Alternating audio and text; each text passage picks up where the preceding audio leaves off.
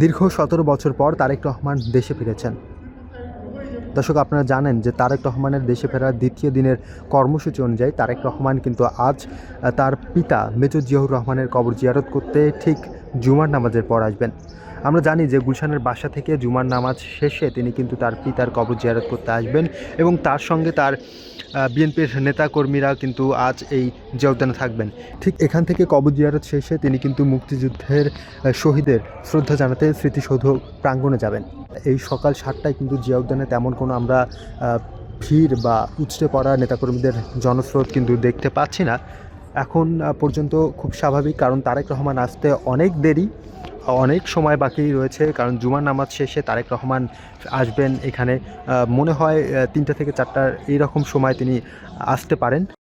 যদিও ধারণা করা হচ্ছে জুমার নামাজের ঠিক পরপরই তিনি আসবেন, তারপরেও হয়তোবা তারেক রহমান আসতে 3টা থেকে 4টা বেজে যেতে পারে। দর্শক, এই ছিল সর্বশেষ সকালবেলার আপডেট।